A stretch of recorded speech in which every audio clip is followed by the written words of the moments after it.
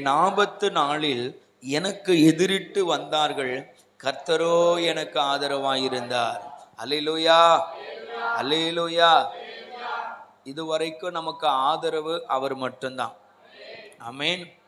அவர் எப்போதிலிருந்து நமக்கு ஆதரவாக இருக்கிறார் தெரியுமா? நம்ம தாயின் கருவில உருவாவதற்கு முன்பதாக இருந்து அவர் நம்ம பேர்ல ஆதரவாக இருக்கிறார். அல்லேலூயா. யார் மறந்தாலும் அவர் நம்மை ஒரு நாள் மறக்கிறது இல்லை. யார் கைவிட்டாலும் அவர் நம்மை ஒரு நாளும் கைவிடுகிறது இல்லை. சில நேரங்களிலே நாமே அவரை தேட மறந்தா கூட அவர் நம்மை பாதுகாக்கிறதை மறக்கிறதே இல்லை. அல்லேலூயா. சில நேரங்களில நமக்கு வேண்டியப்பட்டவங்க அல்லது நாம் யாரை நேசிக்கிறோமோ அவர்கள் அல்லது யார் நம்மை நேசிக்கிறார்களோ அவர்கள் கூட நமக்கும் அவர்களுக்கும் ஒரு நல்ல ஒரு பிணைப்பு அல்லது நமக்கும் அவங்களுக்கும் இடையில எந்த பிரச்சனையும் இல்லாம ஒருவர் நேசிக்கிற அந்த நேரத்துல தான் நமக்கு ஆதரவாக இருப்பாங்க. ஆனா ஆண்டவர் எப்ப தெரியுமா ஆதரவா இருக்கிறாரு? நாம் அவருக்கு விரோதமாய் துரோகம் பண்ணும் பொழுது கூட அவர் நமக்கு ஆதரவாக இருக்கிறார். அல்லேலூயா. நாம் அவரை தேடாத பொழுது கூட அவர் நம்மை தேடி வருகிறார். ஆகையினால தான் அவர் சொல்றாரு, நீங்கள் என்னை தெரிந்து கொள்ளவில்லை, நான் உங்களை தெரிந்து கொண்டேன். ஆமென். அவர் நம்மை தெரிந்து கொள்ளுகிற தெய்வமாய் இருக்கிறார். அல்லேலூயா. அவர் நம்மை பாதுகாக்கிறதுனால தான் இந்த மாசம் முழுவதையும் உயிரோட நம்ம முடிச்சு அடுத்த மாசத்தை இப்ப ஜீவனோட நம்ம ஆரம்பித்திருக்கிறோம். நம்ம நினைக்கலாம், நம்ம மட்டுமா ஐயா உயிரோடு இருக்கிறோம்? எவ்வளோ எல்லாருமே உயிரோடு தானே இருக்கிறாங்க. எல்லாரும் உயிரோடு இருக்கிறது வேற, நம்ம உயிரோடு இருக்கிறது வேற. அல்லேலூயா. ஏன்னா எல்லாருடைய பிரச்சனையும் நம்ம பிரச்சனை இல்லை, எல்லாருடைய போராட்டங்களும் நம்முடைய போராட்டம் அல்ல. நம்ம அதை தாண்டி பிரச்சனைகளை சந்தித்திருக்கிறோம், அதை தாண்டி போராட்டங்களை வியாதிகளை சந்தித்து இன்றைக்கு ஜீவனோடு வந்து உட்கார்ந்துருக்கிறோம். அது கர்த்தருடைய கிருபை. எத்தனை பேர் விசுவாசிக்கிறீங்க? அல்லேலூயா. இந்த சங்கீதம் யார் எழுதினாங்க, எப்போ எழுதப்பட்டது அப்படின்னா, அந்த 18 சங்கீதம் அப்படின்னு போட்டிருக்குது இல்லையா, அதுக்கு கீழே முதல் வசனத்துக்கு மேலே எல்லாம் சேர்ந்து வாசிக்கலாமா? ராக தலைவனுக்கு ஒப்புவிக்கப்பட்ட சங்கீதம். கர்த்தருடைய தாசனாகிய தாவீது இந்த பாட்டின் வார்த்தைகளை கர்த்தர் தன்னை தன்னுடைய எல்லா சத்துருக்களின் கைக்கும் சவுலின் கைக்கும் நீங்களாக்கி விடுவித்த நாளிலே பாடினது. அல்லேலூயா. இந்த சங்கீதம் எப்ப பாடப்பட்டதாமா? எப்ப பாடப்பட்டுச்சா அந்த சங்கீதம்? இந்த சங்கீதத்தை தாவீது பாடுறாரு, பாடலாம் எழுதுறாரு. எப்ப பாடுறாரு? சத்துருவின் கைக்கு ஆண்டவர் அவரை நீங்களாக்கி விடுவித்த பொழுது இந்த பாடலை பாடுகிறார். என்னன்னு சொல்லி பாடுறாருன்னா, எனக்கு நிறைய சத்துருக்கள் இருந்தாங்க, 1-2 பேர் அல்ல, சத்துருக்கள் எல்லா சத்துருக்களுக்கும் விலக்கி என் தேவன் என்னை மீட்டெடுத்தார். அல்லேலூயா. அந்த சத்துருக்கள் அப்படின்னு சொல்லும் பொழுது எல்லா சத்துருக்களுக்கும் அப்படின்னு முடிச்சிருக்கலாம். அங்க ஸ்பெஷலா ஒரு மனுஷனுடைய பெயரை குறிப்பிடுறாங்க. யாருடைய பெயர்? சவுலின் பெயர். இருந்த தாவீதுக்கு இருந்த சத்துருக்கள்லயே பெருசா சத்துருவா இருந்தவர் யாருன்னா சவுல். ஆகையால தான் எல்லா சத்துருக்களோன்னு மொத்த பேரையும் ஒன்னா சேர்த்து சொல்லும் பொழுது அதுல ஒருவரா இவரை சொல்லாம இவரை ஸ்பெஷலா சொல்றாங்க. என்னன்னு சொல்லி சொல்றாங்க? சவுலின் கைக்கும். அவர் எல்லா சத்துருக்கள்லையும் ஒருத்தர் வரல, இருந்த சத்துருக்கள்லயே ஸ்பெஷலான சத்துரு யாரு? சவுல். ஆனா தாவீது என்ன செய்தாரு? ஒன்றும் செய்யல. சவுலுக்கு நன்மை தான் செய்தாரு, சவுலுக்கு உதவி தான் செய்தாரு. சவுல தாவீது பெருசா பகைத்த மாதிரி எங்கேயுமே எழுதப்படலை. சவுல் மேல பிரச்சனையான அந்த நேரத்துல கூட சவுல் மீது நிறைய நம்பிக்கையும் அக்கறையும் அன்பும் மரியாதையும் வைத்திருந்தார் தாவீது. ஆனா சவுல் எப்பவுமே தாவீதை வெறுக்கிறவராக தான் இருந்தார். சில நேரங்களில் நம்ம கூட சிலருக்கு நன்மைகளை செய்வோம், சிலரை நேசிப்போம், சிலர் மேல அதிகமான அன்பும் அக்கறையும் மரியாதையும் வைத்திருப்போம். கடைசியில் பார்த்தா அவங்க நமக்கு நன்மை செய்வதற்கு பதிலாக நமக்கு தீமை தான் செய்வாங்க. அப்படிதான் சவுல் செய்தார்.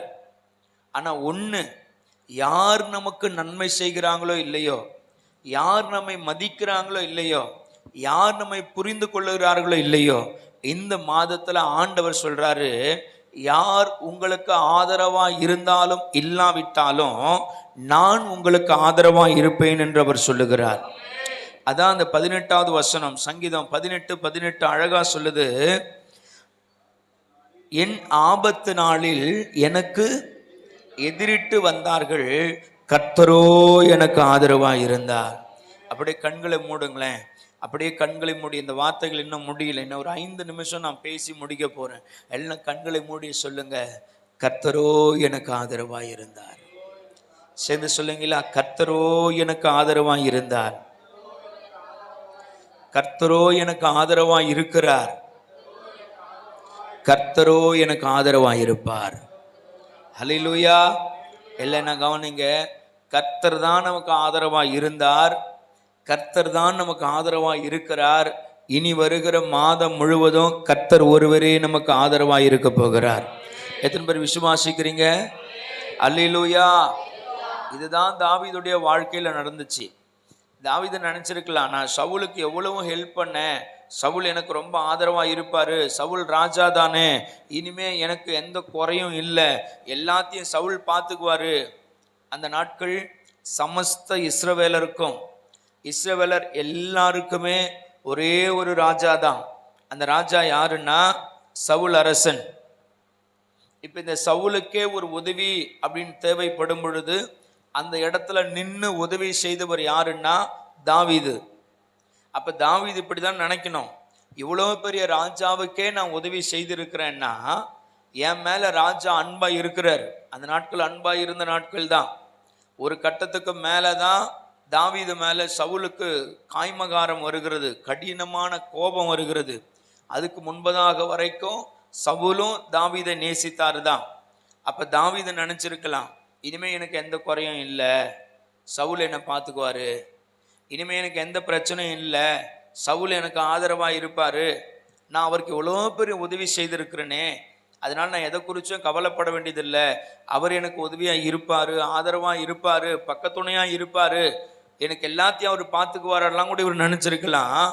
ஆனால் ஒன்றை புரிந்து கொள்ளணும், நாசியில சுவாசமுள்ள எந்த மனுஷனையும் நம்பாதேயுங்கள் அப்படின்னு கர்த்தருடைய வசனம் சொல்லுகிறது. அவங்க எவ்வளவு நல்லவங்களா இருக்கட்டும், எவ்வளவு நல்ல கேரக்டரை உடையவங்களா இருக்கட்டும், தெய்வத்துக்கு சமமானவர்கள் அல்ல. தெய்வம் ஒருவர் மாத்திரமே நம்மை நேசிக்கிறவர். ஹல்லேலூயா. இந்த நேரத்தில் சவுல், தாவீது இப்படி தான் நினைச்சிருக்கலாம், சவுல் எல்லாத்தையும் பார்த்துக்குவாரு. ஆனால் அவருடைய எண்ணங்கள் தோற்று போனது, அவருடைய எண்ணங்கள் ஒன்றுமில்லை என்று சுக்குநூறாக நொறுங்கி போனது. ஏன் தெரியுமா? கொஞ்ச நாள் தான் அந்த அன்பு நீடிச்சது. தாவீது வளர வளர வளர வளர வளர சவுலுக்கு தாவீது மேல கசப்பும் வெறுப்பும் அதிகமாய் வளர்ந்தது. இன்றைக்கு நாம் ஒரு சமுதாயத்தில் வாழ்ந்து கொண்டிருக்கிறோம். நம்மில கூட அநேகரை கர்த்தர் ஆசீர்வதிக்கும் பொழுது, கர்த்தருடைய ஆசீர்வாதங்களினால நம்ம உயர்த்தப்படும் பொழுது, நம்மை நேசிக்கிறவர்கள் கூட சில நேரங்களில் நமக்கு எதிரிகளாய் மாறிவிட முடியும். நம்ம நேசிக்கிறவர்கள் கூட சில நேரங்களில் நம்ம மேலே கோபப்படுவாங்க, கசப்பையும் வெறுப்பையும் அள்ளி வீசுவாங்க, அது இயல்பு தான். ஆனால் நம்ம வாழ்ந்தாலும் தாழ்ந்தாலும் நம்முடைய நலனில் அக்கறை வைத்திருக்கிற தெய்வம் யார் தெரியுமா? யார் சொல்லுங்க பார்க்கலாம்? ஏசப்பா மட்டும்தான். அல்லேலூயா, அல்லேலூயா. அதை தான் தாவீது பாடுறாரு, நான் எவ்வளவோ நன்மை செய்தேன், நன்மை அனுபவிச்சவங்களாம் எனக்கு எதிரிகளாக மாறிட்டாங்க, அந்த எதிரிகளுக்கு மத்தியில் எனக்கு ஆதரவுன்னு சொல்றதுக்கு யாருமே இல்லை. யார் தெரியுமா எனக்கு ஆதரவாக இருந்தார்? கர்த்தரோ எனக்கு ஆதரவாக இருந்தார். அல்லேலூயா. யாரெல்லாம் சொல்லுவீங்க, நான் ஆபத்தில் இருக்கும் பொழுது ஏசப்பா எனக்கு ஆதரவாக இருந்தார், நான் கண்ணீரில் இருக்கும் பொழுது அவர் எனக்கு ஆதரவாக இருந்தார். மீண்டும் ஆவியானவர் அதே வார்த்தைகளை சொல்லுகிறார், இந்த மாதத்திலையும் அவர் தான் ஆதரவாக இருக்க போகிறார். எப்ப தெரியுமா ஆதரவாக இருப்பாரு? ஒரே வசனத்தை வாசிட்டு ஜெபம் பண்ணிடலாம். 6வது வசனத்தை வாசிங்க.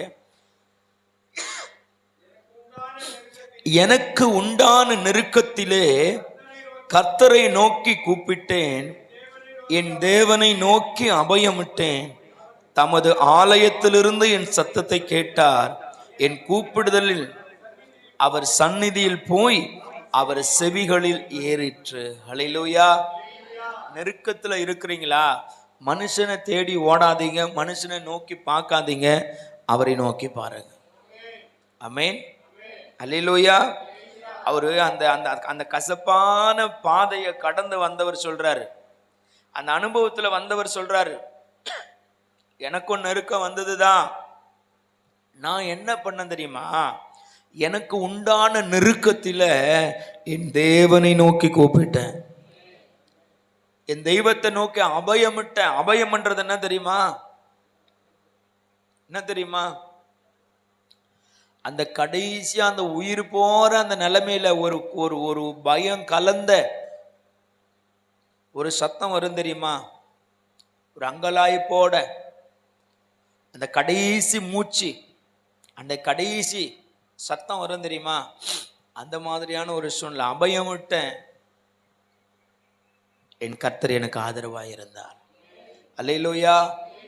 ஆகையினால என் கர்த்தர் எனக்கு இந்த மாதத்திலையும் ஆதரவா இருப்பார் என்று விசுவாசிக்கிற நீங்கள் எந்த சூழ்நிலை வந்தாலும் மனுஷனை அல்ல, தேவனை மாத்திரம் நோக்கி பார்க்கணும்.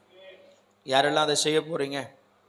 அப்படி முழங்கால் படி இல்லாமா எல்லா வேதாகமத்தை மூடி வைத்து விட்டு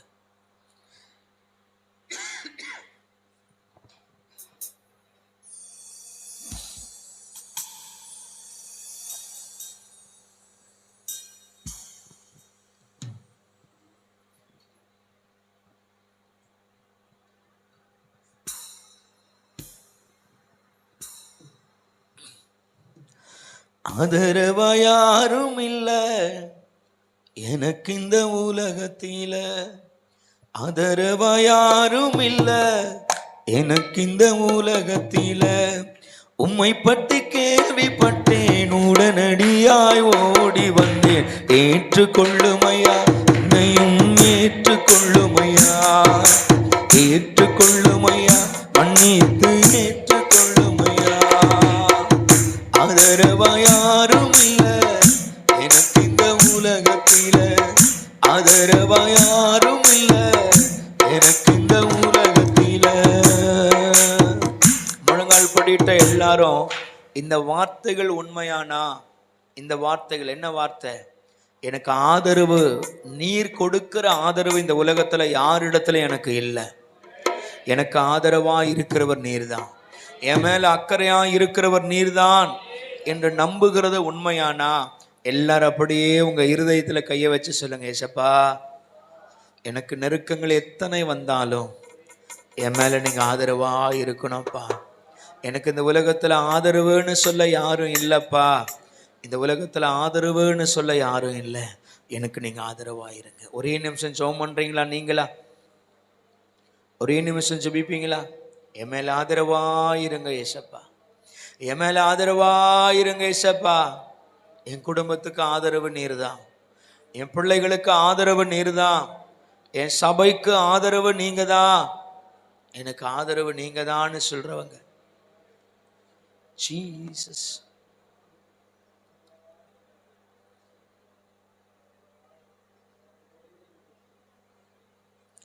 ஜீசஸ். எல்லா துதியும் கனமும் மகிமையும் என் ஆண்டவர் இயேசுவின் நாமத்திற்கே செலுத்துகிறோம். இயேசுவின் நாமத்தில் பிதாவே.